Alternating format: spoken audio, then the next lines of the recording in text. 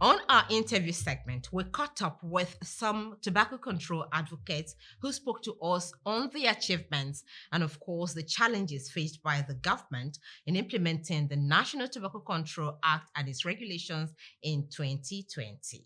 The new recent National Tobacco Control Index that was released for Nigeria, also showed that interference in national tobacco control laws is still very rife, in the tobacco industry. How serious is this problem in Nigeria?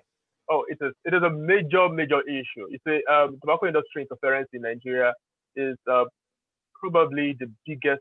It is actually the biggest problem, that we are facing tobacco control in Nigeria. The industry is basically everywhere trying to influence policy, and where they are unable to influence policy, they're trying to frustrate policy, policy formulation and implementation. So yeah, it is a major problem, and part of I would say that part of why we have the industry as a major problem is twofold. Number one is our size. Nigeria is a huge country with a lot of people, and it's a very young population also. So the industry is quite aware of that, and they do everything. The industry players do everything in their power to ensure that young people in Nigeria get hooked on these dangerous substances, these dangerous products that they sell. And the second aspect of it is that this is more or less like the hub for their production, particularly in West Africa. A lot of these tobacco companies um, route their production and marketing and stuff through Nigeria. So if Nigeria gets policy right, if Nigeria gets implementation right, it's going to have a ripple effect on West Africa, and that's the model. It's actually going to have a ripple effect across the whole of Africa. Yeah, before I let you go, what would be your projections for 2021 in Nigeria in terms of, tobacco control? Okay, for 2021, I'm going to take this from three angles. The first would be from the part of the government. Then we'll look at what the industry would most likely do, and then what can we as citizens, our projections, my projections for citizens. This would include the civil society groups, religious bodies, and so on. My projections for 2021 for government, I see an increase, in enforcement. I see government, and that this is informed by the caliber of the quality of people that we have on National Tobacco Control Committee, by the commitment of the Minister of Health. I also see the commitment and the level of technical know-how that is resident in the tobacco control unit of the Ministry of Health. Now, when we combine these three administrative hands, these three administrative layers together, you'll find, I expect that there will be improved enforcement, better collaboration between the government agencies, ministries, and departments that have roles to play in tobacco control. So that's what I see. And then for government, my projection also is that there will be better funding for tobacco control, so that the unit and the committee can do what they need to do, without having to sweat too much and to struggle to get these things done. For the industry, I see the industry, putting in more effort, more dollars actually, into frustrating tobacco control efforts. We are aware that the industry would do everything within their power to frustrate the implementation efforts that we expect that the government will be doing.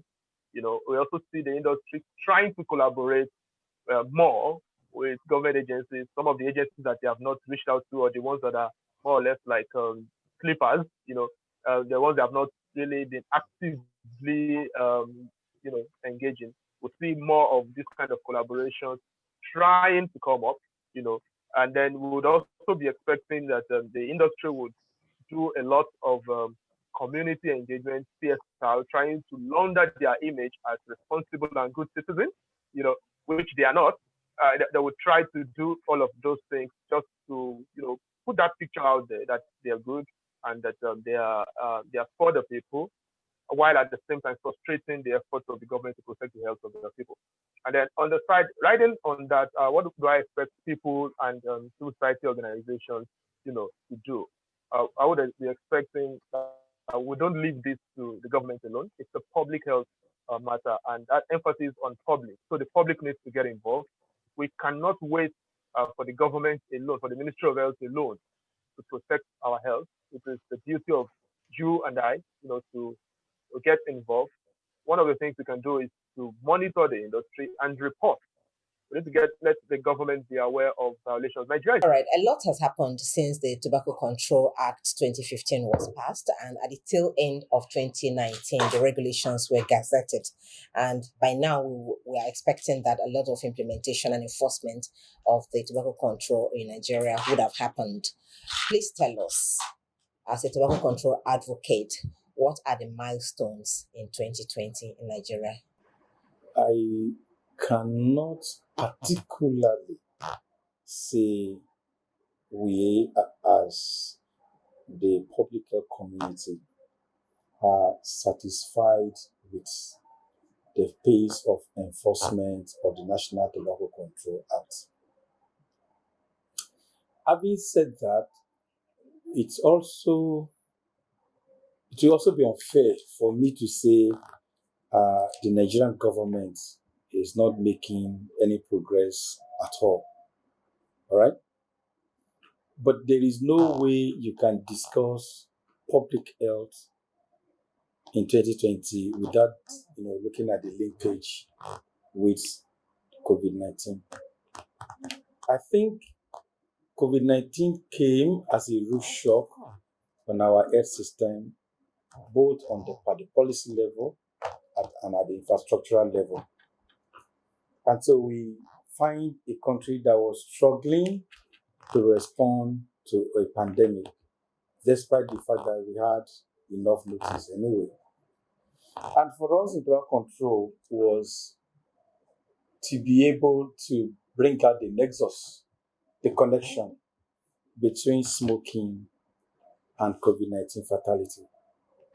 I think for us, we were able to do a good job of that, not because it was carefully planned, but because the earliest victims of COVID-19 also came out to tell the Nigerian public that, look, you are at a higher risk of complications if you contract COVID-19 if you are a smoker. And I think that message resonated across board.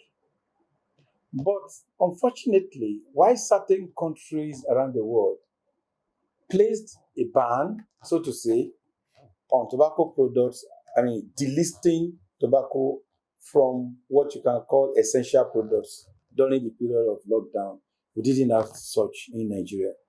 So here we are, we had an opportunity to use COVID-19 to further strengthen our policies on tobacco control.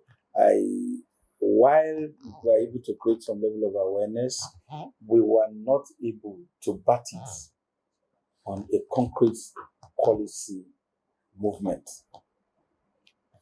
Okay, away from that, you spoke earlier about the new tobacco control committee, which was inaugurated, the leadership, so to speak. Yeah. What do you make of that leadership? I think I'm extremely excited about the current composition of the National Tobacco Control Committee. I'm hopeful.